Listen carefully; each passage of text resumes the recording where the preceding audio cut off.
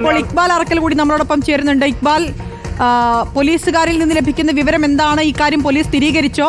ഏത് ഭാഗത്ത് വെച്ചിട്ടാണ് ചിന്താമരയെ പോലീസ് പിടികൂടിയത്? അതുമായി ബന്ധപ്പെട്ട വിവരങ്ങൾ എങ്ങനെയാണ് ഇക്ബാൽ?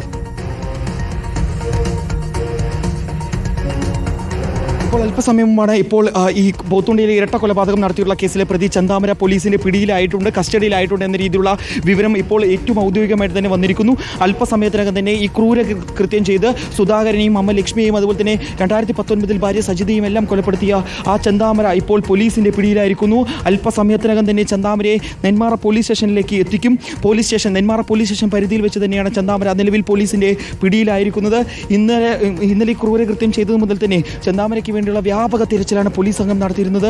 ഇന്ന് വിവിധ മേഖലകളിൽ പോലീസ് തിരച്ചിൽ നടത്തിയിരുന്നു. ആ തിരച്ചിലിനെല്ലാം ശേഷം ഇന്ന് വൈകിട്ടോടുകൂടി മാട്ടായി കോളനിയിൽ വെച്ച് ചന്താമരയെ കണ്ടു എന്ന രീതിയിൽ ആദ്യം തന്നെ റിപ്പോർട്ടർ TV വാർത്ത പ്രക്ഷേപണം ചെയ്തിരുന്നു, പ്രേക്ഷകരിലേക്ക് എത്തിച്ചിരുന്നു.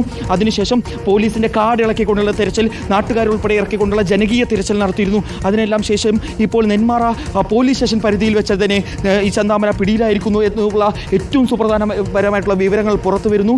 പോലീസ് വലിയ രീതിയിൽ ഈ കേസുമായി ബന്ധപ്പെട്ട് പ്രതിസന്ധിയിലായിരുന്നു. ചന്താമരയെ നിരീക്ഷിക്കുന്നതിലും അതുപോലെ തന്നെ ചന്താമര എവിടെയാണ് ഉണ്ടായിരുന്നത്, കൃത്യത്തിന് ശേഷം ചന്താമരയെ രക്ഷപ്പെട്ടപ്പോൾ ആ ചന്താമര ഒളിവിൽ കഴിഞ്ഞ സ്ഥലങ്ങളെല്ലാം പരിശോധന നടത്തിയും പോലീസിനെ പ്രതിയിലേക്ക് എത്താൻ കഴിയാതിരുന്നത് വലിയ രീതിയിൽ വിമർശനങ്ങൾ പോലീസിനെതിരെ ഉണ്ടാക്കിയിരുന്നു. ആ വിമർശനങ്ങൾക്കെല്ലാം ഇപ്പോൾ ഉത്തരം ഉണ്ടാക്കിക്കൊണ്ട് നെന്മാറ പോലീസ് നിലവിൽ ചന്താമരയെ കസ്റ്റഡിയിലെടുത്തിരിക്കുന്നു.